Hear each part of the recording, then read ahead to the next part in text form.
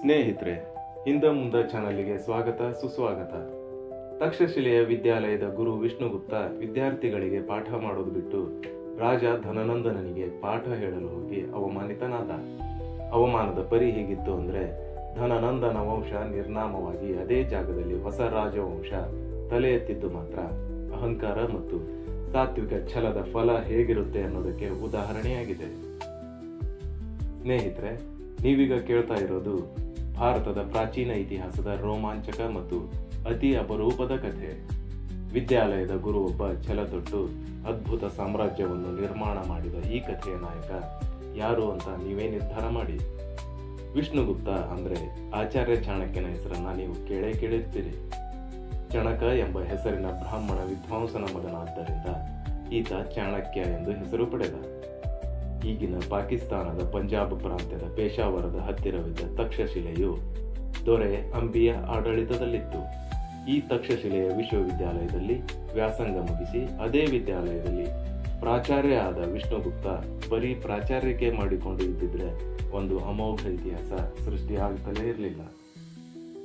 ಮಗಧ ಸಾಮ್ರಾಜ್ಯವನ್ನಾಳಿದ ಪ್ರಾಚೀನ ಭಾರತದ ಇತಿಹಾಸದಲ್ಲಿಯೇ ಅತಿ ಕ್ರೂರ, ದುರಾಸೆಯ ಮತ್ತು ಬಲಶಾಲಿ ಈ ಮೂರೂ ವಿಶೇಷ ಗುಣಗಳಿದ್ದ ಧನನಂದ ತನ್ನ ರಾಜ್ಯದಲ್ಲಿ ಬಡ ಪ್ರಜೆಗಳಿಗೆ ಹೆಚ್ಚಿನ ಮತ್ತು ಶ್ರೀಮಂತ ಪ್ರಜೆಗಳಿಗೆ ಕಡಿಮೆ ಪ್ರಮಾಣದ ತೆರಿಗೆ ವಿಧಿಸುತ್ತಿದ್ದ. ಒಬ್ಬ ಪ್ರಜೆ ತನ್ನ ಜಮೀನಿನಲ್ಲಿ ಹೊಂದಿರುವ ಗಿಡ, ಮರ ಮತ್ತು ಕಲ್ಲುಗಳಿಗೂ ಸಹ ತೆರಿಗೆ ವಿಧಿಸುವಂತಹ ವಿಲಕ್ಷಣ ತೆರಿಗೆ ಪದ್ಧತಿಯನ್ನು ಈತ ತನ್ನ ಆಡಳಿತದಲ್ಲಿ ಜಾರಿಗೊಳಿಸಿದ್ದ. ಇದರಿಂದಾಗಿಯೇ ಅಪಾರ ಸಂಪತ್ತನ್ನು ಸಹ ಕ್ರೋಢೀಕರಿಸಿದ್ದ. ಆಗಿನ ಸಮಕಾಲೀನ ಸಾಮ್ರಾಜ್ಯಗಳಲ್ಲೇ ಅತಿ ಸಮರ್ಥ ಹಾಗೂ ಹೆಚ್ಚಿನ ಸಂಖ್ಯೆಯ ಸೈನ್ಯ ಬಲ ಹೊಂದಿದ್ದ ಈತ ಬಲಶಾಲಿ ಆಡಳಿತಗಾರನಾಗಿದ್ದ.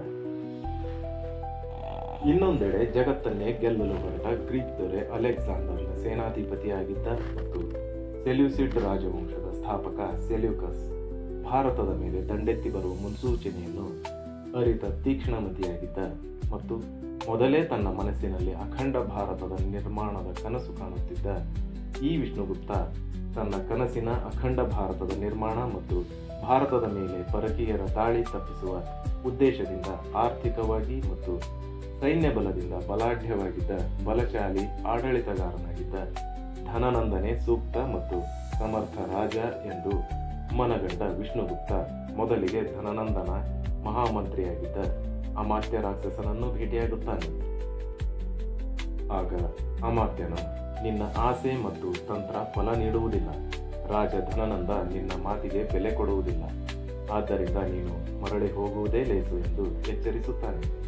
ಆದರೂ ಛಲ ಬಿಡದ ಚಾಣಕ್ಯ ಧನನಂದನನ್ನು ಎಚ್ಚರಿಸಿ, ಅಖಂಡ ಭಾರತ ನಿರ್ಮಾಣ ಮಾಡುವವರೆಗೆ ನನಗೆ ವಿಶ್ರಾಂತಿಯೇ ಇಲ್ಲ ಎಂದು ಹೇಳಿ ಧನನಂದನನ್ನು ರಾಜ ದರ್ಬಾರಿನಲ್ಲಿ ಭೇಟಿಯಾಗುವ ವಿಷ್ಣುಗುಪ್ತನಿಗೆ ಅಲ್ಲಿ ಸಿಕ್ಕಿದ್ದು ಮಾತ್ರ ಜೀವ ತೆಗೆಯುವಷ್ಟು ಅವಮಾನ ಮತ್ತು ನಿರಾಶೆ.